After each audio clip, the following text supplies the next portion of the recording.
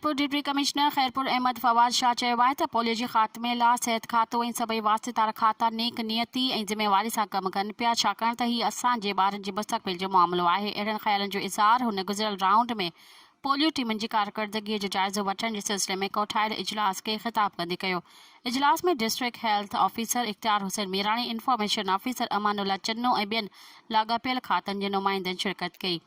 इजलास के ॿुधायो वियो त गुज़िरियल राउंड में 5,88,677 ॿारनि खे पोलियो खां बचाव जा फुड़ा पीआरिया विया।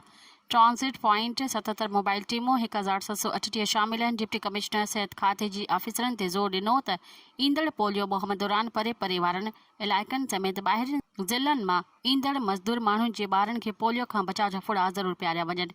इजलास में पिणु CMOs पंहिंजे मसइलनि बाबति आगाह कयो। उन ते डिप्टी कमिश्नर चयो त गुज़िरियल राउंड में जेके मसइला UC लेवल ताईं दरपेश आया आहिनि उन्हनि खे फौरी हल कयो वञे त जीअं ईंदड़ मुहिम दौरान पेश न अचनि। मज़ीद ख़बरनि ऐं तफ़सीलात लाइ विज़िट कयो असांजी वेबसाइट www.awamiNewsHD.com ऐं ॾिसंदा रहो अवामी न्यूज़ HD।